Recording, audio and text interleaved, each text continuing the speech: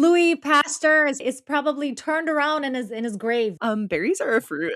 I think it's important to Mhm. stay in your lane and within your profession.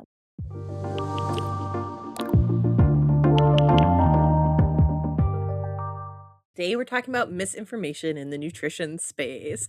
And the research is pretty clear. It shows that repeated exposure to fear-based nutrition content on social media has been linked to disordered eating patterns, psychological distress, and increased feelings of guilt and failure around our food choices. So, if you're new here, hi. We are Bite of Mind. We are a podcast hosted by two registered dietitians. We talk about evidence based nutrition and mental health without all the noise and confusion.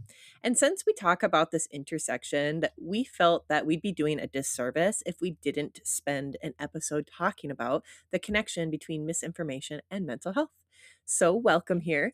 My name is Rachel Robinson, and I'm joined by my co host. Ilkay Bashevsky. And before we get into this topic, I want to mention about this is actually a real issue that I personally see it day to day with some of my patients. So it's really good to know what we are actually talking about, like for some of the background research on fear based information.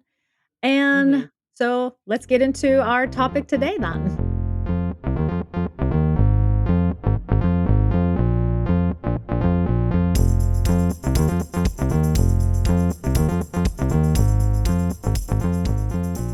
And before we begin, I want to say no hate to any of these creators that we're going to be using examples of today because they are not the only ones that are spreading this type of information that we see online. Their videos today have just been chosen as they've come up on our FYPs or our social media feeds, and we felt like we needed to talk about them. And so stick around to Mhm. the end if you want to learn a few tips on how we can spot something is likely sensationalized versus factually true. But today we're going to be going through a couple creators' videos that we feel like are, or we know, I should say, are incorrect and nutrition misinformation. And so we wanted to spend a little bit of time on that today. And honestly, again, this is not to take a jab at one person, one particular person. It's just all in all, as a dietitian, I see it. So this is something that I suffer from on a daily basis. So I thought it would only feel natural because I have patients coming in and tell me that they see something on TikTok or Instagram and then they try to live their life by those rules too. So it can be a bit challenging to kind of rewire people after Hmm. they are really believed in those misinformation that comes from social media. Hmm. So I Definitely. think we're doing a good service here. That's what I think, and we're gonna have some fun. Yes. Exactly. So, okay, I wanted to start out with a video that I found today. And it's something Okay. that I feel like you're probably going to be very familiar with because it's been picking up Yes, a ton of speed on social I media. know. So, let's give it a watch, shall we? Raw milk is illegal in some countries, but this trash is not. One is natural, nutrient dense, and has been consumed for thousands of years, and the others are ultra processed, laced with vegetable oils and sugar, with a list of other garbage ingredients. And that should tell you everything about modern health advice. Raw milk, which to some is considered dangerous, is loaded with beneficial bacteria, natural enzymes to support the gut, bioavailable calcium, vitamins A, D, and K2, and complete proteins that your body can actually absorb. Now, pasteurization actually destroys the beneficial bacteria that supports the gut and enzymes that make milk digestible, stripping out a significant amount of its nutritional value. So if you're going to drink milk and have the access, make it raw and proper. It's better for you. You're supporting the farmers direct, plus it tastes amazing. Yeah, All right. I don't know what to say. So, Was it Louis Pasteur? Is probably turned around in his grave. That's what we say in Turkish. He just turned around in his grave. The Louis Pasteur, the guy who found the pasteurization. yeah. There is a lot of claims that he made in that video, and I feel the need to kind of take each little piece and we're going to break it down. So, Mhm. I think the first claim that I want to start with are that nutrients are removed from the pasteurization process because I see a lot of people making this claim when they talk about drinking raw milk online. And so I want to talk about one of the studies that has specifically looked at nutrients and their breakdown in the pasteurization process in milk. So, this study was a systematic review. So, it actually looked at 40 studies and collectively summarized all of their data. And they Mhm. found that through the pasteurization process, that vitamins B12 and E are decreased qualitatively. They also found that there was a small decrease in vitamins B1, B2, C, and folate. And there was no effect on vitamin B6, so that vitamin was fine. And then vitamin A was Mhm. actually increased. So the bioavailability of vitamin A from milk was actually increased when it was Increase. pasteurized. Where I want to point this out though for people, because I know it can be seem pretty scary, like, yeah, they're right. See, pasteurization removes nutrients. These vitamins are slightly affected. I want to point out that, and critically, the authors conclude this as well in the research, that the effect of pasteurization on milk's nutritive value was very minimal because the vitamins that were slightly decreased are Mhm. already naturally found in really low levels in the milk to begin with. And so, even if you're drinking the raw milk with these vitamins, you're not going to be obtaining a large amount of those vitamins, anyways. Like vitamin E, for example. Vitamin E's primary dietary source in North America is from nuts, seeds, and vegetable oils. We're not getting a necessary amount of vitamin E from drinking milk. That is not like Yeah. a main source of vitamin E. So it's not really that big of a deal if it's slightly decreased from a pasteurization process. I think the approach is pretty much just focusing too much on one nutrient, whereas we're like looking at diet from a little bit more like broad perspective too. So, like if you kind of like boil everything down to just milk, then what's going to happen is you're going to be like, oh, I'm not getting these things from there. And pasteurization is the reason why that's not happening. But Mm. pasteurization is required for safety. Well, I kinda wanna talk a little bit more on the vitamins too, because calcium, he mentions in the video, right, that, like, raw milk is a better source of calcium, and I just Mhm. wanna point out right now that calcium is not impacted by the pasteurization process at all. It's a mineral, and minerals are generally Yeah. very heat stable, so something like pasteurization that uses heat to help kill bacteria does not affect the bioavailability of minerals like calcium or phosphorus. Both of those we can get from milk. And I also do find Yeah. it funny that he pointed out vitamin D as well, of raw milk being a better source of vitamin D, because you, Oh, okay, probably because also know this, raw milk contains like no vitamin D no. naturally. Milk doesn't really contain It is vitamin D, period. vitamin D is for like, added by fortification to the milk, and it's, Mhm. like, more specifically in the United States, because 'cause I'm originally from Turkey, and we've talked about these, like, fortifications with Rachel previously, and that's not a, like, public health practice in Turkey. We do not fortify. Maybe they are doing it right now, but at least when I was growing up, that wasn't really the practice of fortifying milk with vitamin D. It's actually done additionally, so it's not really the source of vitamin D to begin with, just Yes. FYI. Well, yeah, and in so I love that you brought up the different countries thing too, because depending on where you are in the world, your milk won't have any vitamin D at all, regardless of if it's raw or Mhm. pasteurized. But in other areas, only pasteurized milk is fortified with vitamin D. So, for example, like here in the US, we don't have any laws that mandate vitamin D fortification in milk, but pasteurized milk almost exclusively typically has vitamin D added back into it and fortified into it, but raw milk doesn't get that. In Canada, actually, they do have a mandate that requires pasteurized milk to have vitamin D added back in, and that's been a thing since the Mhm. 70s. So, it's just kind of funny to me that he was like, "Oh, raw milk's a better source of vitamin D," and it's like, "N no, milk does not naturally have vitamin D in it." Yeah, and by the way, this wasn't again, like, when I mentioned about about Turkey, I'm sure that the reason why that vitamin D fortification happens, majority of North America has very hard and long winters, whereas I'm from, like, more Mediterranean, so vitamin D probably was not really the need by public because we had 300 days out of 360, we would be able to get some, like, sunlight too. So, those also could be the reason why as well, and plus we were doing, like, ultra high, something like UHT kind of a milk, so, like, our milk Yeah. would be in the dry storage rather than and Mm, when you open the milk, then you put them in the refrigerator kinda thing. So the different yeah. countries are taking different processing methods, just, Mm. kinda like a side note in there. Yeah. Well, and so now maybe we can pivot to what you were kind of wanting to talk about with the safety Yes. aspect of milk, because he makes two different claims in here, right? He makes Mm. one claim that there is beneficial bacteria in milk that is being destroyed during the pasteurization process. And I want to just focus in on the beneficial bacteria really quick, and then we can jump into kind of the reason why we pasteurize and the safety with that. Mhm. Because there has been some research that has looked at bacteria present in raw milk and has found that there's no such levels of beneficial bacteria in raw milk. Like raw milk or milk just in general is not considered a probiotic food.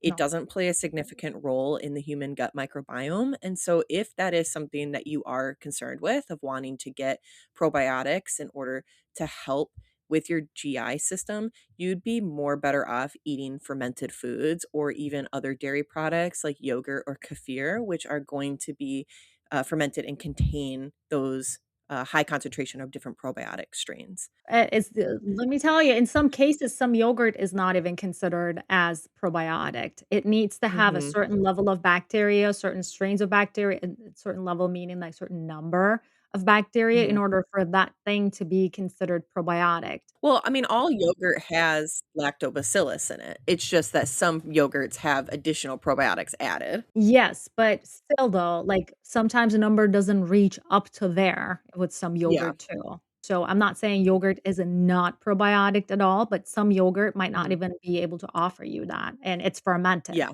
So, like, milk is not a fermented drink, so it's not gonna Mhm. have, like, any probiotic benefits anyways. Yeah. So, yeah, that's also another false Yeah. claim. You'd better off, having some kefir if you want a milk drink, right?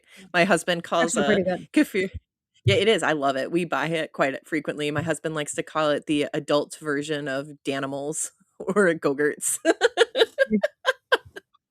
Love 'Cause it's Go-Gurts. like, yeah, because it's like it's a little bit thicker than normal milk, but it's way Yeah, thinner it than is. yogurt. It's like drinking, like, the yogurts, and they're often flavored. They're good. They're tasty. Yeah, they are Mm. pretty But, good. okay, do you wanna talk about why it's a problem that, people are drinking raw milk, why we pasteurize? Or you can maybe get into that. Yes. So, what raw milk does reliably contains a roster of pathogens, meaning that the pathogens that could actually make us sick. So that's what it means, pathogen. In pasteurization, more specifically, it was designed to kill the bacteria. Pretty much, you heat the milk up to a certain temperature. I don't remember what Mhm. it was, but I There's a guess it ranges range. from yeah, there's a range. You heat them up to that level, and then you cool the milk off in a little bit quicker fashion so that bacteria cannot survive. I think that's something that a lot of people don't understand about Mhm. pasteurization, and I think that's a good point to mention, is Yeah. pasteurization, there's actually multiple different types of pasteurization.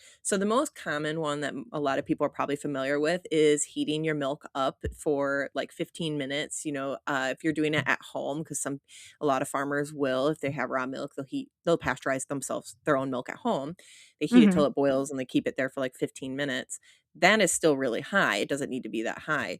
Pasteurization can be anywhere from keeping milk at 145 degrees Fahrenheit for about, I think it's like 30 minutes, but it can go all the way up to Yeah. like flash pasteurization, where we flash the milk at like Quickly. 302 degrees for 1 to 2 seconds. Yeah.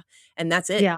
And so it's really, really, really quick. But just that 1 to 2 seconds at that temperature is enough to kill most pathogens in All the question in the milk. bacteria. Yeah. Yeah, all the bacteria. And so the pathogens, which I think are important to mention, is there's multiple of them. There's E. coli, Mhm. which often comes from like feces. So cow feces is one of the large ways that we can get that. So, when you think of cow udders, they're not always clean. And a lot of farmers, even raw milk farmers, aren't keeping the udders clean enough to prevent from E. No. coli getting into the milk.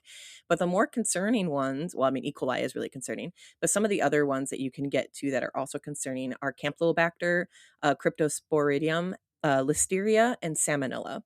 And Yeah. beyond just acute affection, in acute infections or illnesses of these where you'd have diarrhea and vomiting, some of these can have very, very, very severe long term consequences, including kidney failure, hemolytic uremic syndrome, Guillain Barre syndrome. You can even have functional bowel disorders that occur from it. And one of them that's most concerning is listeria, because listeria is one of the few foodborne pathogens that can pass that placental barrier. So if someone is pregnant and gets listeria, that will almost certainly result in a miscarriage and death of the fetus. Yeah, you're pretty much poisoned, like, almost it's not necessarily poison, but it's like the kind of poison because those bacteria produce those poison to for our Mhm. body that it just makes us, like, incapable, or Yep. incapacitate us, that's what I was gonna say.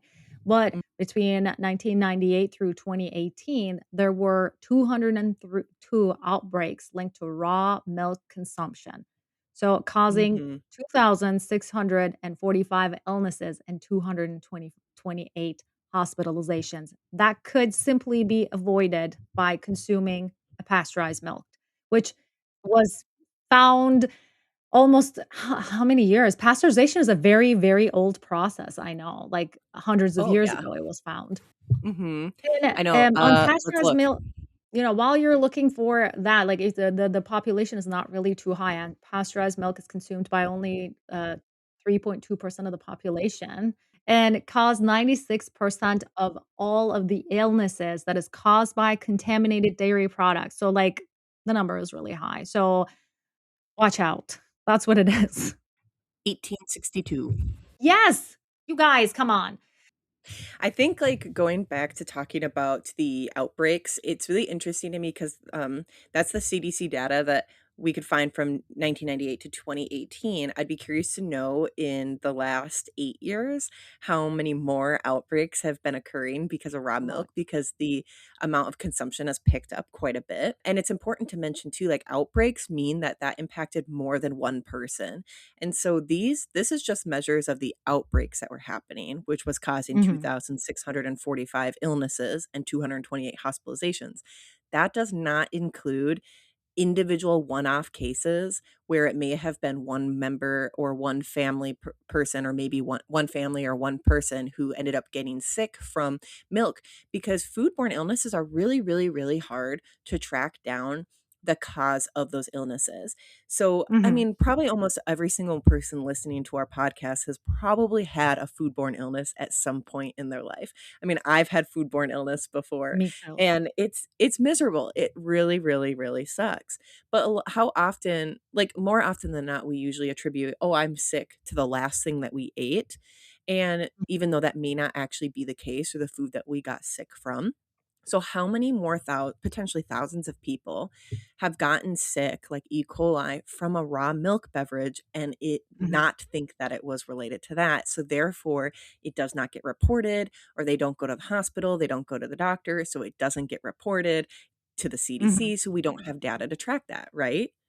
Yes, and these kind of like food outbreaks, just FYI, it's like a self-reporting process. You need to report it yourself that this happened. And then, so it's not like somebody comes in and starts investigating right away. Oh, some people are getting food poisoning kind of thing. So you just report it yourself that there was an outbreak and you let them know about it. So Mhm. that also could be affecting the data collection too. So these numbers could be a lot higher, especially given the fact Mhm. that now everybody's like more ancestral eating. Let's eat like whole Yeah. food kind of a thing, and then everybody Yeah. gets into that kind of a mentality, which is understandable, it's all like, antithesis of whatever is happening with the processed food world. But at the Mhm. same time, I think it's getting to a risky point because 'cause I've heard, like, one of the most famous ones lately that I kinda wanted to bring it up to on this episode because the ballerina farm case, I think Yeah. they found an E. coli in the milks that I she think so, was yeah. sending to people. I don't know what to say to that, to be quite honest, like, how people Yeah. trust so easily to buy their dairy. For our listeners and viewers who might not know, Ballerina Farms is this big wellness influencer, not really wellness, Yeah, she's more of a trad wife influencer online yeah, who has like many kids, but she's really, really wealthy. I think her husband's like the son of the some airline company yeah, executive, they are pretty and rich. they're really wealthy, and they live on a little homestead farm. And They started that milk company of producing raw milk and selling it. And that E. coli outbreak, they have now ceased productions. They're not selling anything at all anymore because it's a big liability to be doing that. And I mean, that's what's so fascinating, that when we look at the research, right, 96% of all illnesses from dairy products come from raw milk. And It's a unpasteurized big dairy number. products, yeah, and unpasteurized dairy products, so raw cheeses, raw milks, are responsible for 840 times more illnesses and 40 times more hospitalizations than pasteurized products. So Yeah. it is a big safety reason on why we pasteurize milk. And as we saw before, like, it doesn't really impact a lot of the nutritional components of milk. And yeah, I think what's really concerning too is when we look at children as well, because when we think about foodborne illnesses obviously suck for everybody, but they're really, really, really dangerous to obviously developing fetuses, like we saw with pregnancy, but Mhm. children and older adults as well, because they can cause really severe dehydration, which does lead to death. I think in our modern time of modern medicine, we don't see people dying from foodborne illnesses and Because waterborne illnesses anymore because we have IVs. We can rehydrate Mhm. people when they're getting dehydrated. You know, back in the day, I was just watching a show the other day. It was like a historical period piece drama, but they were talking about I think Little was House it on the Prairie. That's no, what I no, it watch. was it was a British, UK-based one, but they were talking about, one of the waterborne outbreaks that happened during the Victor or, like, before the Victorian era. I think it was, like, the Mhm. 1840s or whatever, and how the death rate, I looked this up later, the death rate for that type of waterborne illness is, like, 80 to 90% without IV intervention to replenish Wipes out the fluids. town pretty much. Wipes out Yes, the so entire town. yeah, so if you get it, like, you were seeing your neighbor, you were terrified of these diseases because you saw your neighbor throwing up and pooping themselves to death, literally. And it which is absolutely ridiculous. And now Yeah. since we can do this, we can prevent deaths, so we're not really seeing a lot of these deaths. So people don't really see how, Thanks to the like, modern dangerous medicine. they are. Yes. And in 2023 to 2024, salmonella outbreaks in California, specifically related to raw milk dairy, 70% of those cases that happened in that outbreak, of the 171 cases that were reported, were Mhm. among children and people under the age of 18. 70%. Like, I've kinda started seeing this trends back when I was working at WIC. I probably mentioned about it in this podcast before because I was, like when I was doing my internship in WIC, to be more correct. The moms were trying to give their kids, like, almond milk or goat milk, and which is, like, not really recommended at those ages, and now maybe they're giving them raw milk too. I wouldn't be really surprised, like, after watching these Mhm, kind of, like, health claims, and mhm. they're like, kids are immunocompromised at the end of the day because, they do not have as strong of an, immune system as an adult would do, and then, yeah, you're kinda, like, posing a risk for their health. And lastly, before we move on to the next video, I want to just mention a really brief thing about natural enzymes, because he did make Mhm, a claim in his video about natural enzymes as well. Because the argument you often see from the raw milk area is that raw milk contains enzymes like lactase, which help break down the sugar in milk, which is lactose, makes it easier to digest. However, when you actually look at the research, there is actually little to no lactase in raw milk or milk in general, and any traces that are in the milk would not really have an impact on our digestion level. And so lactase is actually an enzyme that's naturally found and produced in the gut lining. So milk doesn't really mhm. contain any physiological beneficial amounts of that. We And there have it was a in our body. Mhm, exactly. And you either have it or you don't, right? Like, you're Yes, lactose and that's why intolerant. you Um, develop lactose yep. intolerance because 'cause you're not making that Mhm. enzyme in your body. Yep. Exactly. And so a Stanford University crossover study found that there was no difference in the digestibility between raw and unpasteurized milk when they specifically looked at lactose intolerant participants. So they had Mhm. lactose intolerant people consume raw and pasteurized milk, and they found no difference between their ability to digest either of the milks.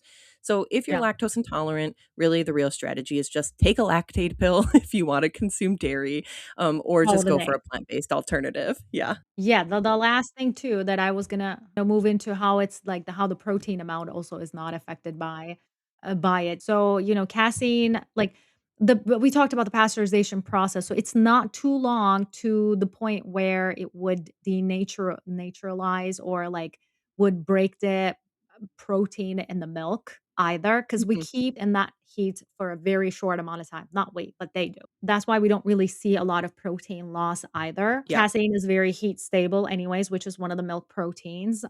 Whey Mhm. protein could be a little bit susceptible, but there are very minor losses. Because, enzymes are protein at the end of the day too, so it kinda, add add that.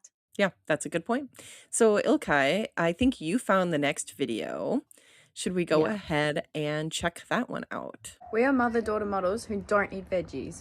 This is my mum, Hayley, and my name's Lily. We don't eat any kale, no broccoli, no lentils, no leafy greens, not even a chickpea. But why do you do that? Mum and I have found that vegetables are full of anti-nutrients, things like oxalates, lectins, and phytates, things that actually block your body from absorbing minerals. Carbs, inflammatory. Grains, gut wreckers, and legumes, pure bloat. Our skin glows from organ meats, our energy comes from grass-fed steaks, we snack on raw liver, bone marrow, and wild berries when in season. Mum and I love eating how our ancestors did, and we've never felt better. Hmm. So it's funny they say my first thing with watching this is they say that they don't eat fruits or vegetables, and then at the very end, she's like, "But we eat berries and stuff when they're in season." Yeah. Like, Well, berries the are a the fruit. reason why yes, they are. Okay, so the reason why I wanted to choose this is because, like clearly they're just, they're models. They do not really, and this is like their diet that they're following, but there's a lot of hype around carnivore diet. I specifically did the research. This didn't come for FYP, like, for your page kind of thing. I specifically did the research because usually my female patients come into me and then they complain about their husbands doing a carnivore diet. That's kind of what it is. Yeah, I tell them it's wrong. Husband. He should have Meat. some vegetables in his yes, he should have some vegetables in his diet. I tell him it's wrong, like, they come into me like this, and I'm like, "Don't listen to him. You're on the right path." And then Mhm. that's usually the way I go, but, after I did the research, I'm like, "What is this? Why is this working?" And I wanted to kinda, like, take a look at it. It is a massive thing. It's a massive Yes, thing. it It's been is. around. I think it's just, like, almost a continuum of, like, a paleo, keto diet kinda thing. But when we see it, the hashtag carnivore is roughly around 2.6 million posts on Instagram as It's late of crazy. 2025. A lot of people are eating this way, and there are people around me consuming their food that way too. They just wanna Well, and do it's so more meat heavy. yeah, that's so crazy because there's no standardized medical definition for what the carnivore diet is either. And so it's Yeah, absolutely insane just to see the amount of people talking about this like carnivore diet. Because 2.6 million posts is a lot of posts. yeah. I think it's, like, giving a lot of people of, like, because there was a hype about protein, like, I kinda started thinking it that way. There was a hype The there war was on there protein. still is. Yes, the war on protein is over. There there's a really big hype about protein. You can find, like, protein this and protein that and protein this. Like, Yep. everybody is just I wants saw to have protein protein stuff. Pop Tarts the other day You do know what there are. at the grocery I know. store. I was like, what I is know. it? Just because it has protein, it doesn't make it good for you. And yes, and, actually, like, some of those, like, fast food brands are actually kind of, like, promoting their stuff as protein with protein too, Yeah. because it's easier for them. It's Hmm. usually meat and Hmm. bread, that's what they're selling anyways. But yeah, so Yep. when you see it, it's exclusively minimally processed animal sources. Like, she's mentioned about it too. Did she say raw liver? I think she just said organ meats. Yes, but there are lots of people who are actually eating raw meat. Ugh, I've seen it. yikes. Literally, there are some posts, I just didn't wanna put them in there because it was looking very gross. It's just meat, and then there are, like, eggs on it, raw Ugh. eggs. I'd be kind of funny to see though. I wonder how many of these people who are consuming like a carnivore diet where they're not eating any fruits and vegetables, only meat products, if they're eating pasteurized raw eggs or if they're eating just plain raw eggs, because that would be interesting to see because the Yeah. foodborne illness component of eating raw meat is really concerning unless because like sushi grade things have been frozen so that it kills all the parasites in it before Mhm. it's served. And like there are raw eggs that are pasteurized so that they can be used in things like cookie doughs so that you don't get sick from salmonella from pasture. Like if you want to eat raw cookie dough, you should use pasteurized eggs. But aren't they sold in, like, boxes, like, as pasteurized and liquidized kind of a thing? Or Mm-mm. You can actually buy whole eggs that have been already pasteurized too. So Oh, that you okay. because they're good for like autoimmune or not autoimmune, but people who have immunosuppressant issues. Because eggs can Mhm. like if they want to consume like a sunny side up egg where the yolk's a little raw, they should eat pasteurized whole eggs already. So then it like Yeah. they won't have that illness from it because they're susceptible to more foodborne illnesses. But I would be curious Yeah. because it's kind of funny to me, like because there's a lot of They overlap in the probably raw are milk because they're people, yeah, people who eat carnivore. So it'd just be pretty kind of funny. similar. No 'Cause pasteurized milk, but I'll eat pasteurized eggs. that's how it goes, though, that's how it goes, because I don't think there's actually some form of, like, a they wanna create this kind of, like, rigid rules about the diet, but at the same time, as a human being, we need more stuff, like, for example, you see just meat and organ meat are included, more specifically liver, which is understandable, I get it. Liver is majority of the time the source of a lot of vitamins and minerals because that's where Mhm, we or all the animals store their vitamins and mhm, minerals, but at the same time, excess consumption could also lead to some of the other, like, macronutrients, like fat, for example, to accumulate in our body, and that's not really encountered, and then you see fish, mhm. seafood, and eggs included in the diet too, like, that's all, like, some of the staples that they use, but no fruits and vegetables other than occasional berries if they're in season. Yeah, right. So what are some of the claims that you see, people making? Because I know, like, she made one of the claims, right, in the video that it's good for their skin Mhm. or, like, good to get their vitamin A or whatever. I've seen a lot of, like, skin stuff, like, there was another one that I found, and this particular person was not really sharing a lot of, like, videos on carnivore diet, but more specifically, she mentioned about having that kind of a problem, and I've decided to make some research on, like, inflammation markers, maybe that could be the reason why that their skin is actually glowing, because that, Mhm, other influencer that I saw was suffering from some acne problem in face, which is, mhm, directly mm, related to some inflammation, and then mhm, she made a claim saying that carnivore diet turned that around too, but the research does not really support that fully. mhm, There are rare cases that we can see them, but that's mostly related to the IBDs, which is irritable bowel disease or irritable bowel syndrome, where they mhm. kinda, like, cut down all of the fermentable carbohydrates and then prevent the bacteria overgrowth rather than just getting nutrients that are anti-inflammatory or like, or antioxidants and whatnot. So it seems like then the carnivore diet, them making claims to help with their skin, is likely coming more from the fact that they've cut out highly processed, refined grains and high sugar Mhm. foods more likely than it is just from consuming only meat. And you don't need to cut out any greens whatsoever to see those benefits, right? That just might be why they're possibly seeing the benefits from eating just only Yeah. meats. And, I just, like, jumped into there right away, but one of the areas that carnivore diet is also used, I see my diabetes patients doing them a lot, like, I know Mm. that I just jumped on the inflammation right away because that was one of the things that I saw, and plus it's helping your skin. That's gonna interest me. I'm gonna take a look. It's gonna be interesting.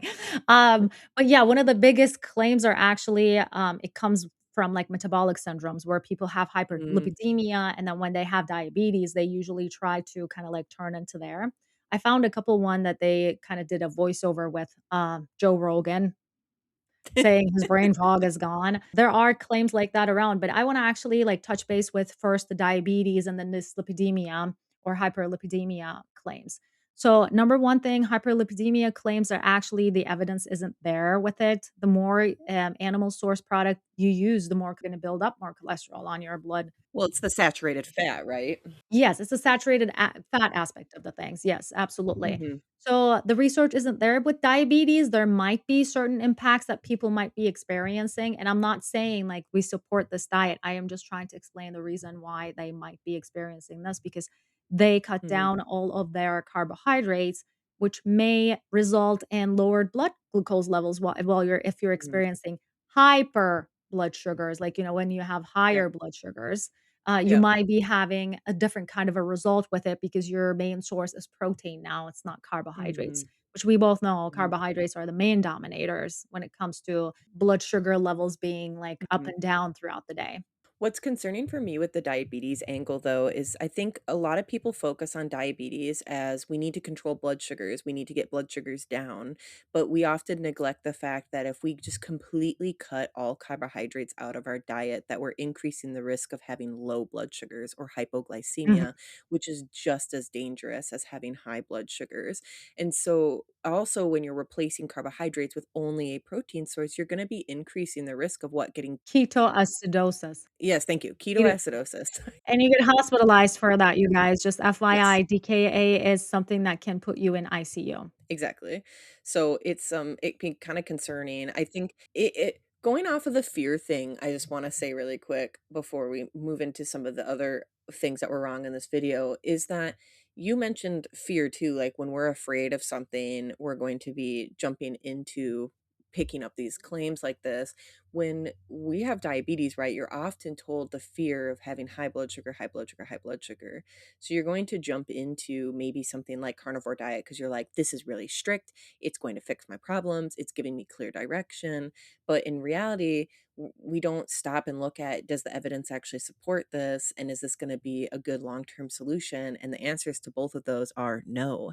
There's not enough Mm-mm. evidence to support Yeah, these. it's like the moment of, like, with hearing those news, which is really hard on my patients, thinking that you have diabetes, it's really hard. It pushes you to the point that you wanna take some drastic measures for your health so Hmm. that you can just reverse this around and then, like, kinda it almost feels like you can turn it back, around kind of a Hmm. thing, which it's totally understandable, with Hmm. that, So, but there are lots of, like, side effects that you could get from it. Like, for example, it mentions about some of the health with gut. The only person that I've mm, seen, like, with my like, I got the it was one of my patients come in and tell me that carnivore diet helped them with their IBS symptoms. So they had, like, really good, outcome with it, more regular bowel movements, which I've mentioned previously too. It could be related to having lower fermentable carbohydrates because yeah. just like us, bacterias also use carbohydrates as their resource, like food source or as their Hmm. energy Hmm. source to overgrow in your bowels. And when Hmm. you have that condition, of course, having your calorie intake mainly from proteins is going to change that direction and reduce the amount of bacterias in your bowels. And you might have like more regular, but you don't need to suffer from it by limiting everything. There are some elimination diets that we could do, like, Hmm. with our patients. To That's what we test. do. Yeah, but Hmm. otherwise, most of the people, when they start having too much protein too, what we see, the main thing we see is constipation. And Yeah, constipation isn't gonna help you to exactly. lose weight. Yes, it's gonna be Hmm. other way around. If any of our viewers are interested in learning more about fibers, because not all fibers are equal, and only some fibers are fermentable and some are not, Mhm, you can check out both of our previous episodes that we did on fiber. We have a part 1 and part 2 series where we talk about fiber and the microbiome and our mental health as well. But we dive into a bit on the different types of fiber and what's a prebiotic, what's not. So I'd recommend giving those a mhm. check as well.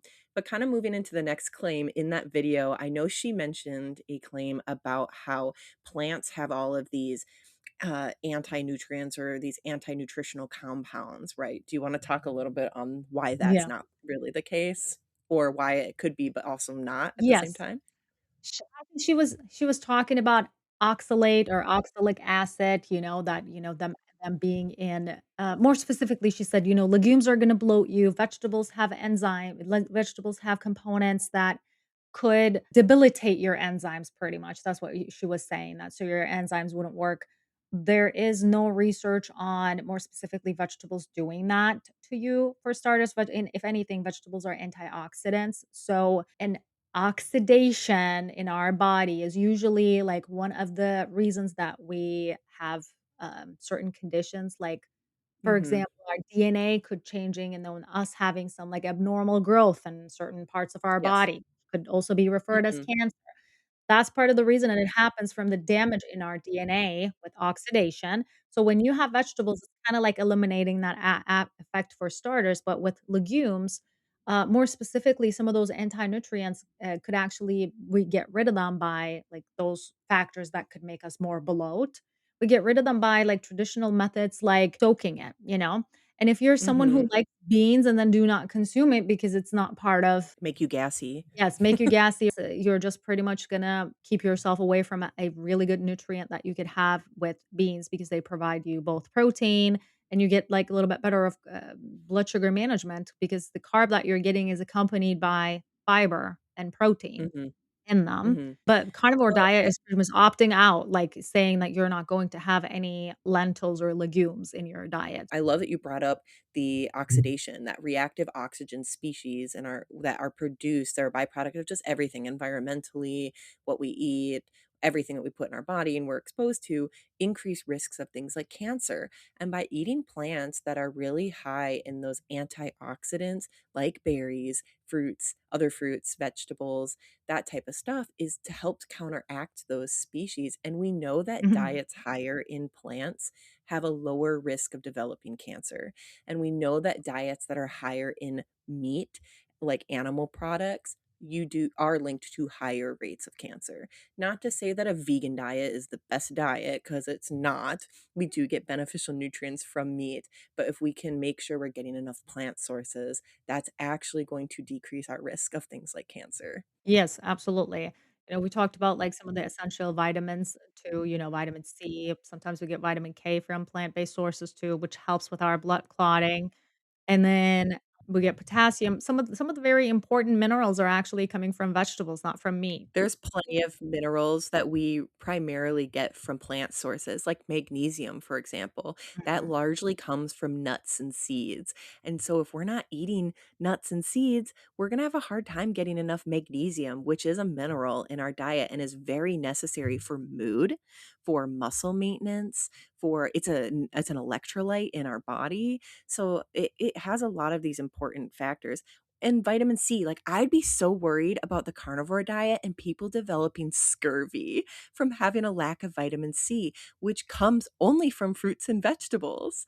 And Vegetables, vitamin yeah. C is like scurvy, not a good like Not a deficiency to fun have disease, you at guys. all. Yeah, we call Yeah. vitamins and minerals micronutrients. We get them in the micro levels, but they have macro impacts in our body.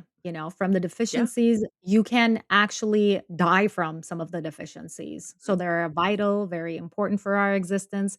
And that's why, as dietitians, we always recommend, kind of like adding some fiber to your diet or adding some vegetables and fruits to your diet so that it could just kind of Mhm. balance out some of those impacts. Like, for example, with fiber, some plant-based sources like legumes, you're going to get some phytosterols or stanols, which could help you Yeah. to reduce your cholesterol amount at the end of the day. So, all about like Mhm. we keep Mhm. talking about the balance. This is all about balancing things out instead of just focusing all of your energy in one food group like proteins and meat. My last kind of thoughts that I want to give on this is that I fully recognize and I want to acknowledge the fact that some people may have experienced benefits from doing something like the carnivore diet. And that's not to say that, oh, your experience is wrong because of all these reasons. Your experience is your experience, but these are the concerns that we could have with recommending these types of diets for everybody. And also, we need to take a look at too of why making these changes, like going to a carnivore diet, may have worked, Mhm. and how could we implement some of those things, like cutting back ultra processed foods from your diet? How can we do that in a more safe and more sustainable way that's going to ensure we're getting the benefits, but also not getting deficient in nutrients because we're Yeah. removing entire food groups from our diet? Yeah, I kinda wanna add that, like, one last thing too that I noticed as well. None of these claims, not necessarily from her, but, from everybody else in the social media, they do not mention that they have IBS, IBD, that's why their, like, bowels are doing better, that's why they've seen the benefits from it or anything. These are healthy people claiming that this is the best way of actually eating. So that's why I wanted to Mhm. touch base with this topic too. But yeah, of course, if somebody has seen the benefits, of it, like, Mhm. this is in no way to diminish their, experience. Yeah, but also ancestral evidence and personal experiences is not actual factual evidence or No. evidence-based. Yeah. So, yeah. All right, Yeah. on to my next video that I found. This is why you feel like shit after eating a bowl of pasta sprayed with synthetic pesticides, enriched and fortified with synthetic vitamins and folic acid. Leave it. Keep it. All of it. Take it. Vegetable oils, mono and diglycerides. Leave it. Organic peanuts and sea salt. Keep it. Has natural flavors. Leave it. Made with grass-fed beef bones, seasonings, and no natural flavors. Keep it. Questionable levels of mercury that can accumulate in your system. Leave it. Wild caught and strictly regulated levels of mercury testing. Keep it. Butter that has natural flavoring. Are you kidding me? Leave it. 95% grass-fed butter. Keep it. All of it. Okay. Well, I just, see that she's choosing organic things, organic items, no? So for our listeners who aren't maybe seeing the video, she walks around what presumes to be like a Costco or Sam's Club and is holding up conventional items and stating what's wrong with them and then or what she perceives as wrong with them and then points at the organic version of them and is like these are better. And so she makes a lot of claims in here and I want to kind of break down each of these kind of one by one. Can I just say something Go ahead. before you begin? I just love it so Mhm. much how they put their titles. ICU nurse. I work at the hospital. ICU nurses aren't really doing so much nutrition, just FYI. Yes. We're the one who goes to the Yep. hospital and then talks to the ICU patients. Just for your information, somebody saying that they're a Yep. doctor, they're an ICU nurse, it does not make them an authority on nutrition. Just FYI. Go ahead. Mhm. No, I would 100% agree, and I wanna say, like, thank you to all of our nurses out there that do We their appreciate them. job We love because they working with do an them. amazing job. We really appreciate them, but yes, like you said, just because somebody is a healthcare professional doesn't mean that they are a nutrition expert, a nutrition professional. Leave that to us. We have the education, the dietitians. And I wanna say one more thing. Chiropractors are also all the other, like, healthcare professionals. Yes, they Yeah. do like to give nutrition advices. Mhm. You know, I know that it is so much fun. I know you guys are enjoying it, and you guys are probably making money with it too, but, these things, we get an education for it. We spend our years and Mhm. our time for it. I think it's important to Mhm. stay in your lane and within your profession when you're making advices more specifically. This is in no way to not to appreciate to any of those, like, professions. I appreciate them so much for everything that they do regarding our patients, and then I Mhm. don't think I would be able to dedicate myself that much, you Mhm. know? Like, I Yep. really, really admire for all the works that they do in the hospital, like, for more specifically nurses and doctors, but Mhm. it can be a little bit problematic then because we have a problem with our patients, like, "Well, ICU nurse says that," or, like, "A doctor says that," and you're saying something completely different because Mhm. it makes us again, this entire rewiring thing going on with the patients too. Mhm. So, that's why I Yes. wanted to rant a little bit. I apologize. I I do agree. not wanna offend No, you're anybody. good. Yeah. You're good. So let's break down what she said kind of claim by claim. So the first claim that she makes is she holds up a box of Barilla pasta and she makes a claim about them being having residues of pesticides on them and then points to organic noodles and says these are better for you. So I want to say right now all commercially grown grains regardless of if they're organic or not are regulated for pesticide residues. Organic does not mean pesticide free. There are organic approved pesticides, so they may use different pesticides. However, organic approved pesticides are actually, we know, applied at typically higher volumes than other pesticides because they're usually less effective. So you're actually more likely to end up with some pesticide residues on organic foods. But in general, our pesticides levels are set at a massive safety margin. And so detection of any harmful residues on an object does not automatically mean that it's harmful or that those levels cause issues. All of the residues that could exist on any foods are also completely further reduced or eliminated through normal preparation methods. So when we wash our fruits and vegetables, you're washing pesticides off of them.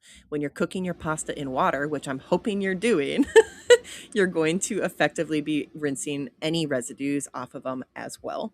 Yeah, I think it's important to know that, like, This also creates some form of this, like, organic, because that's kinda what I saw throughout the video, like, Mhm. my overall opinion. It's really important to, because sometimes people come to me being like, "I'm poor and I can't afford healthy nutrition," but these kind of comments is Mhm. creating this kind of like, "Oh, organic is the only best way of feeding Mhm. yourself. If you're not eating organic, you might as well just go eat from McDonald's," kind of a thing. So that's not Yeah. really a good approach to kinda introduce things that way. That's what I wanna say first. But yeah, and then with the Mhm. pesticides, I see some people sometimes, using, you can use vinegar. You can wash your fruits and vegetables in vinegar as well. That'll also ensure that you get rid of some of the, pesticides and bacteria on them Bacteria. as well. Yes, more Mhm. specifically bacteria, rather than Mhm. pesticides, because pesticides, you can wash them off, majority of them with, just water, so. The other claim that she makes with the pasta and is the enriched and quote unquote synthetic vitamins and then folic acid. I don't know why she points out synthetic vitamins and folic acid being separate because folic acid is a vitamin, but okay. Just to everyone knows, synthetic vitamins don't mean that they're unsafe. So synthetic Mhm, vitamins are chemically identical to natural occurring vitamins in our food already. Your body cannot tell the difference between a synthetic or naturally occurring vitamin. The synthetic vitamins are stable, they're regulated, and they're tested. And in fact, the bioavailability of synthetic vitamins is often better than naturally occurring vitamins because they're not bound to those certain nutrients in plants, like we saw when you're talking about the carnivore diet. So they actually are better absorbed in our food. mhm, So even without having to necessarily cook or ferment or soak foods, we're just better able to absorb them when they're added into our foods. So, for example, I want to specifically talk about folic acid because she specifically points that one out. Folic acid actually has a higher bioavailability than naturally occurring folate in food because it is not bound to nutrients that would absorb or impair that absorption. And since we're talking about folic acid, I do want to talk about its addition to our food because folic acid is a fairly new enrichment or fortification in our food sources that started in mhm, 1998. And it was specifically added in the 90s due to neural tube defects like spina bifida.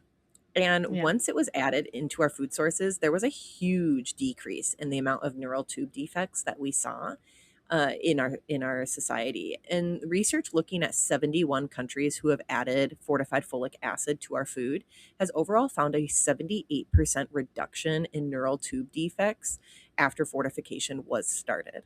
Now, neural mhm, tube defects, for a lot of people may not know, they occur during the first few weeks of pregnancy because it involves the growth and development of the neural tube, so the brain and spinal cord. A lot of times, we know that the development of the fetus for the neural tube happens and closes within about the first month of pregnancy, often before a woman even knows she's mhm, pregnant. So if she's not yeah. consuming folic acid, not trying to get pregnant, not consuming folic acid in a vitamin form, she's at higher risk of developing a neural tube defect in her baby. Yeah, and, I know that folic acid is also another part of, like, a very big part of a prenatal vitamins too, so you may also seen them there. So, just like vitamin D, fortifying our food with the folic acid or folate decreased folate deficiency from 30% to less than 1%. This is important because, Mhm. like, folate deficiency can be very, very serious, more specifically with, like, depression and brain health. It's very important for us to be able to have enough folate. It also what's something another a lot of people may not realize either with folate is that folate is utilized in our body for red blood cell production. And so when we're deficient in folate, it increases our risk of developing a very specific type of anemia called megaloblastic anemia, which is where our red blood cell production is impaired. And so deficiencies in folate, like you said, can cause neurological problems. We can have more mental health problems, can also cause heart problems, all of these things. So it's very important to get enough folate in our diet because it is necessary for DNA synthesis and for neurological development, as we even see with newborns. So Mhm. it's Yeah, synthetic vitamins and fortification and enrichment is a public health strategy. It is not something to be scared of. another So, one. but moving on Yeah. to her next claim in the video, the next item that she claims is bad is she brings up a thing of peanut butter and she says vegetable oils, mono and diglycerides, bad for you, and then try this organic peanut butter instead. So, okay, do you want to explain what mono and diglycerides are? I mean, they are just chemical property or chemical name of fat. They're used in food sources as emulsifiers. Mono and diglycerides completely safe. They're emulsifiers. They prevent the peanut butter from separating, and in fact, they are actually naturally produced in our own bodies when we digest fat because they are a form of when we break down fat into its one and two forms, right? They're the glycerides. That's what I was trying to say. This is the perfect way of Yep. explaining simplest form of a fat. When you break down the fat in your body and digest it, that's what you obtain. That's what you have. Mhm. Exactly. So if you want to have to stir your peanut butter, you can always buy non-homogenized peanut butter. But that's basically all that mono and diglycerides do. And the other claim that she made about the peanut butter was vegetable oils, right?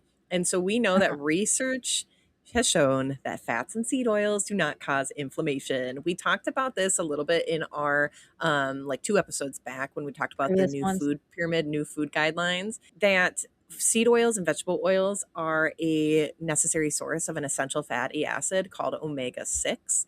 And here's where I wanted to kind of dove a little bit more into where people are getting these claims from about why like vegetable oils, seed oils are bad. And so I want to break this down really quick for people. So we often Yeah. see people make the argument that omega 6 and omega 3 fatty acids compete for the same enzymes in the body.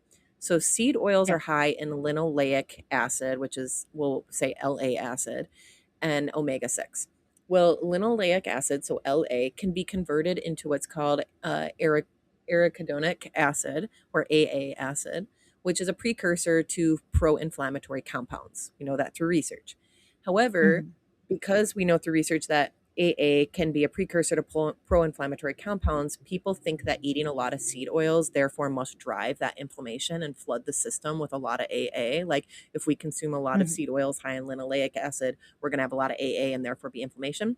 It sounds logical, but the problem is that the human data doesn't actually support that this is the case. When we look at research with human clinical trials, Mhm. by decreasing linoleic acid in our diet by up to 90%, so like 90% removing from our diet, is not clinically significantly correlated with any changes in the tissue The arachidonic AA. acid levels because it's Yeah. very tightly regulated within our body.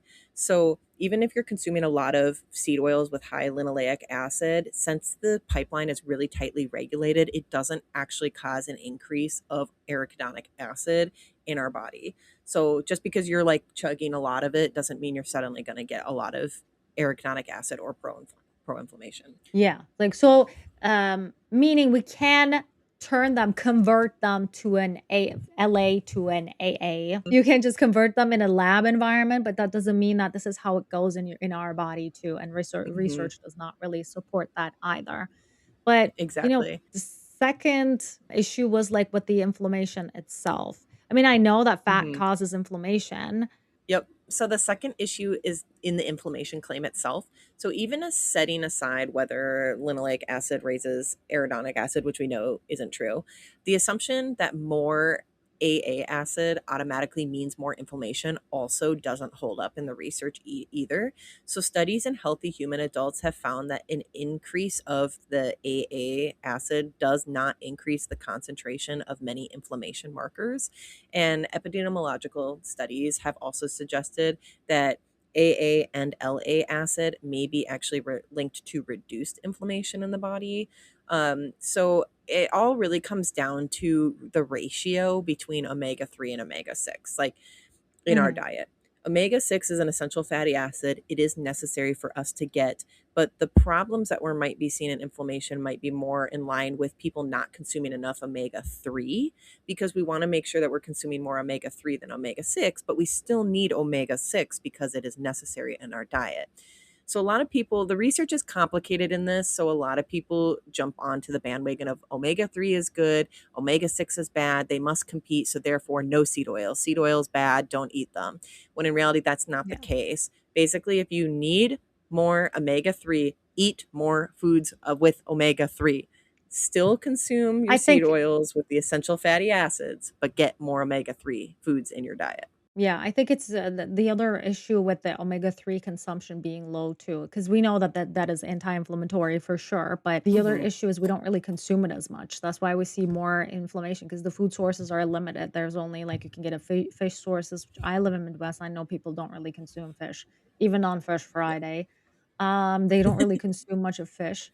But and then you see fatty fish is one of the sources, and then you see walnuts. Not a lot of people really consume walnuts as well. And right now, chia seeds and then flax seeds are making a little bit of like rise in our diet too, which they contain Mhm. some up to some omega-3 in them as well. I think that's Mhm. also another reason why that we don't really see people getting those, like, anti-inflammatory effects of Mhm. omega-3 too. So, yeah, Mhm. you're right, absolutely focus on those meals or those foods rather than cutting down your sources for vegetable oils. Yeah, really, it comes down to more omega 6 doesn't mean more inflammation, but more omega 3 can help decrease inflammation. So, making sure we're getting our essential fatty acids from both sources, but focus on more omega 3s. It's basically what that comes down to. The next kind of Mhm, claim that she makes, though, let's kind of jump into the next one, is on natural flavors. And she uses broth and butter specifically to point both of these out and talks about natural flavors being quote unquote bad. And I want to start off here with the definition of natural flavors. And this is going to be a mouthful for everybody listening. But I want to do this because a lot of the fear lives in the vagueness of terms. So when we can define terms, we have a better understanding of what they mean. So the FDA in the regulation 21 CFR 101.22, which I will put in the links, but defines natural flavors as essential oils, oleoresins, essences, extractives, distillates, or any product of roasting, heating, or enzymolysis, which contain flavoring constituents derived from spices, fruits, vegetables, edible yeasts, herbs, barks, root, leaves, meat, seafood, poultry, eggs, dairy products, or fermentation products, whose significant function in food is flavoring rather than nutritional. So that's a mhm. big mouthful, but what that boils down to this: Description. flavoring has to come from natural flavoring has to come from a biological source, so either plant, animal, or microbial, and its job has to just make the food taste different or taste like something, and Yeah. instead of providing a nutritional value. That's literally the whole definition of it. The source has to be natural, the purpose has to be flavor. So it's not a loophole for dumping mysterious chemicals into our food. So A lot of people see it that way. Hey, it is easier to look at it that way. You always constantly think that there is a higher power above me that wants to keep me sick all the time. But, you know, we yeah. we just like overestimate ourselves, I feel like, we didn't really have long life expectancies, before they found antibiotics or penicillin. We were pretty much dying in our 40s and 50s, you guys. Yeah. And I want to say this too. Like, I will say that I agree with people on the label transparency thing. I would love if Uh-huh. there was more label transparency here about like what's included in natural flavors or in that product. Because here's the thing: flavor blends are often treated as trade secrets with companies. So when we can group them under natural flavors, with the FDA, it allows companies to be able to comply with the FDA labeling laws without having to reveal their exact recipe to the consumer. So it Mhm. gives their product like those signature tastes. So just adding natural flavors can represent a lot of different types of oils and extracts and distillates, which is why I think being able to have label transparency would be nice as a consumer, but you can kind of understand that's why it is that way for corporations or for companies. And I do want to point out too that natural flavors are not just with conventional foods, they're in organic food as well. Lots of organic foods use natural flavors as well. It's just because something's organic doesn't mean that it doesn't contain a natural flavor. Yes, you're gonna see it. It's naturally flavored on a lot of them. Like, they make a comment or they make a statement like that. So, So the last claim that I want to talk about is mercury. So she brings up the tuna. She holds up a can of tuna and says questionable levels of mercury, and then holds up wild caught salmon as being a better alternative. And I want to just debunk this right away and say that levels of mercury in fish are not dependent on how that fish was caught, whether it was farmed or wild. Mercury levels in fish depend on the fish's age, the size, and their position in the food chain. So animals or fish that live longer and grow bigger in the ocean are going to have more mercury levels Accumulate more than fish mercury. that are smaller, and yeah, fish when they're a lot like littler or they're smaller on the food chain. So the EPA actually has a really helpful list around what species are considered dangerous when it comes to mercury levels. And I'll put it on maybe a screenshot on the screen if I can pull one. But it's really awesome when you can look at it. So they say fish that are like on the top of the food chain, so things like swordfish or shark, are like fish to completely avoid because of the mercury levels in those fish. They're very Mhm. high because they live for really long periods of time Long time. and therefore they have a lot of mercury. But fish like salmon, for example, have a shorter lifespan. So they are going to be naturally less in mercury than a swordfish, right? But it doesn't matter if that salmon was farmed or wild caught. Both of them are going to have lower levels of mercury. So that's kind of all I really wanted to say on that. I guess one other thing guess I want to say with the mercury too is if you are a tuna lover like me, you want to make sure your fish have lower mercury. The better tuna sources you can get are light tuna or skipjack tuna because both of them have lower levels of mercury in them. But I'll put the link to the EPA's list in the show notes as well. And just remember to like the levels as well that we look at when we're calculating mercury concentration in foods. The FDA and EPA determine what category each fish species belong to by calculating the highest average mercury concentration that can be presented when we eat one, two, or three, or multiple times per week. And we know that even if you're consuming like fish multiple times a week, you're likely not going to be exceeding that maximum acceptable No. intake amount unless you're consuming something like swordfish, right? But if you're consuming salmon and tunas, like you're fine. Which is they're more like, available, than, Mhm. swordfish when you think about it. The stuff Mhm. that she's showing, it was, like, regular wild caught, I guess, like, pre-packed and processed. Both of them were processed. I guess it's like, getting the rage bait, situation a little bit too. I just don't like it when it's about your health because some people are very vulnerable to these information. They don't know anything. And then when they hear somebody who's so sure of themselves when they're sharing that information, it makes a big difference on those Yeah, people it does. because they feel like they're lost. They can't, you know, they can't Mhm. understand what to eat too. I see the confusion in their eyes, when they come to me. They say, "Well, they say this, and then they say eat this and don't eat that," kind of a thing, and then it's that oath sureness. Like, if you wanna Mhm. kill your child, make sure that you're feeding your child with these, like there is a woman like that, I've Yeah. seen it, like, the video, and I was like, "Oh Mhm. my god, is this how people make health claims on social media? This Mhm. is terrible." Yeah. Well, and what's so scary about that too is when we're already scared of things, like we're going to be more susceptible to falling for some of these claims. If you're Mhm. interested in this, I do a deep dive on my Substack on fear and misinformation and how we are susceptible as human beings to falling for misinformation out of fear. And research published in the Frontiers in Communications by Salvi et al. In 2021 found that fear does not make us feel bad in the moment. It actually measurably changes how we process our information. So when we're afraid, we become what researchers describe as more cognitively rigid. So that means that we're more likely to think in black and white terms, and we're less able to tolerate the kind of ambiguity that nuanced health information requires. And so, what you were exactly bringing up is when people are saying a claim, right? Poison your kids by feeding them these foods, it's creating an Mhm. instant fear message. And then our brains go into that fight or flight mode. And instead of slowing down to look for the best answer or ask ourselves, is what they're saying true? We speed up and we reach for the nearest available answer because it feels like safety or a form of protection. Yes, I don't want to have to Mhm. poison my kids, so I won't feed them these foods, right? We believe it because they put that fear in front of us and then they give us that answer. And so we get that relief. And Yeah. the thing is, the algorithms push this, they push the fear, right? Yes, because the otherwise, when you think about it, as poisoning your kid. I mean, I'm talking about like the options or the claims that is made. Like the Otherwise of not feeding your kid like that or following whatever that is gonna bring you like poisoning your kid. These are like Mhm. very heavy claims. As you say, the more outrageous thing that you say, the more you're like popping up because people want to hear each other say outrageous things too. That's how the Mhm. algorithm of the social media kind of works. I guess there are some questions that we need to be asking ourselves, right? Like during this time too. Mhm.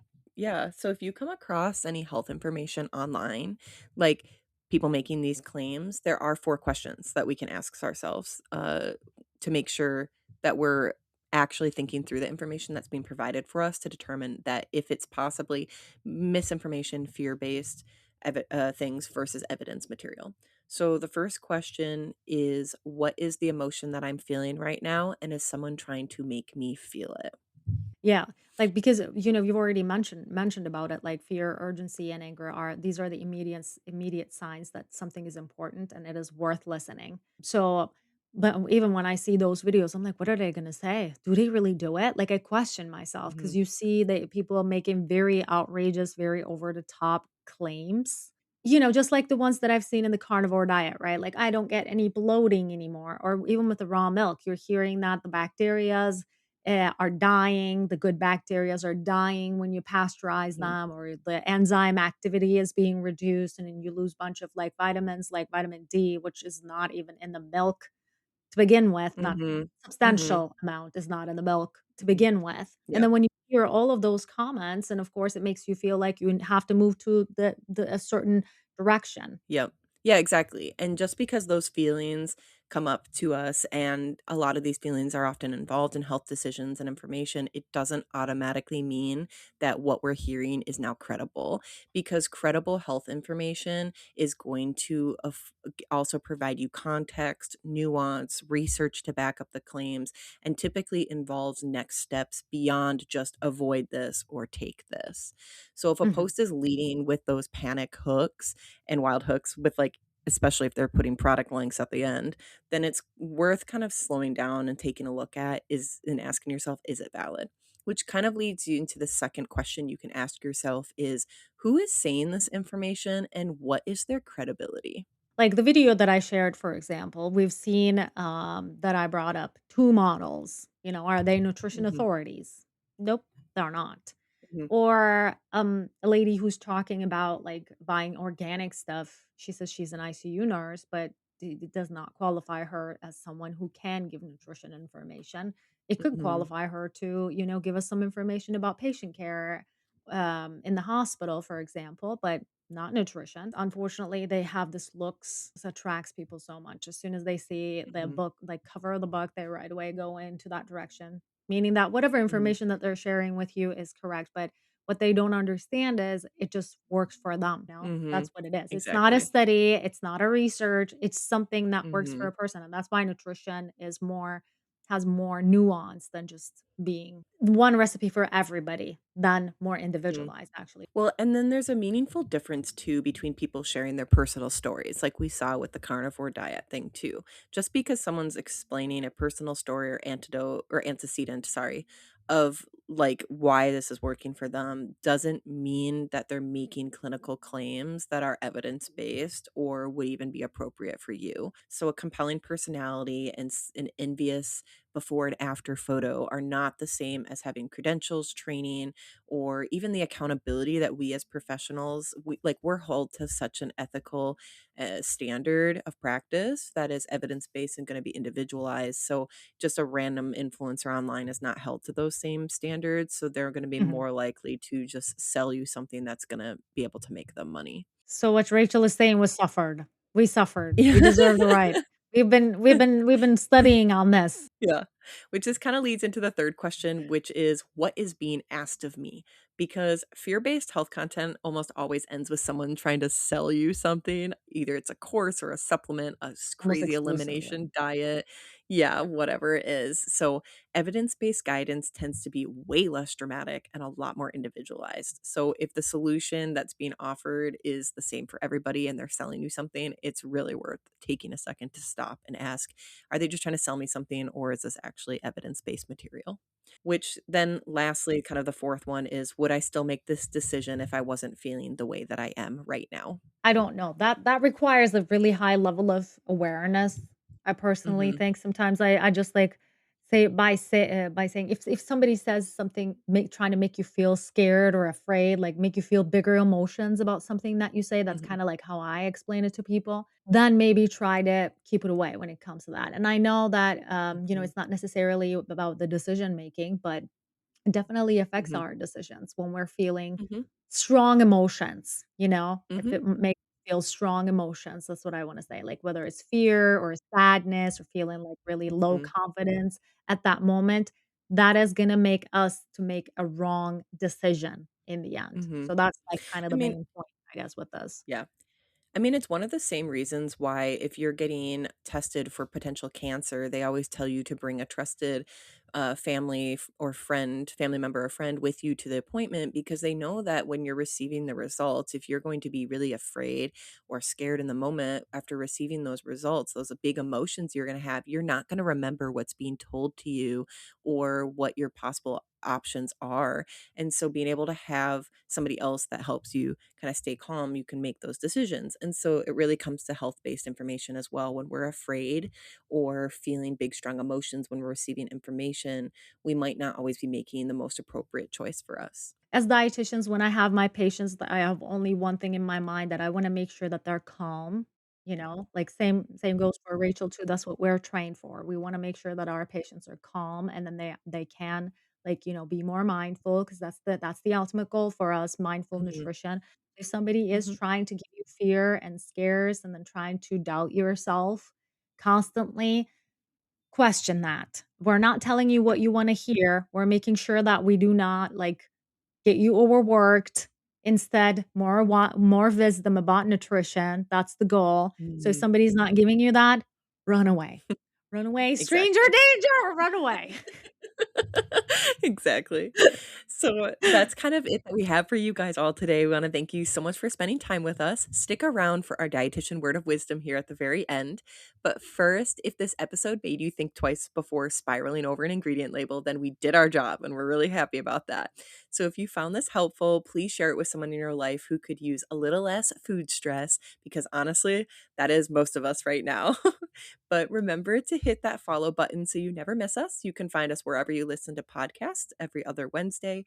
And if you want to keep the conversation going, you can find us on Instagram at Bite of Mind. So bite.of.mind. Or if you're interested specifically in nutrition for executive dysfunction, including ADHD, autism, and depression, you can find me, Rachel, over on TikTok, also at bite.of.mind. Or I now have a Substack. So you can find me at Rachel Robinson.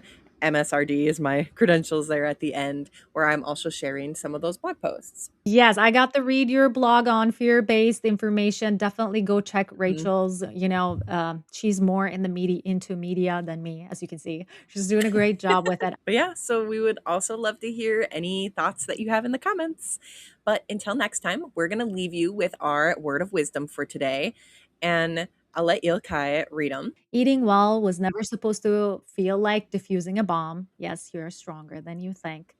Food is information, not a threat, and the goal has always been nourishment. So, not a perfection, not purity, and definitely not fear. Remember, food is not just about those like fear-based informations. It's about like actually enjoying the taste. Yes, food has fed humanity for thousands of years before TikTok ever got here. So eat your vegetables, enjoy your pasta, and maybe just try logging off for a little bit. Yes. But we'll see Yes. you guys next time. Bye Bye. bye.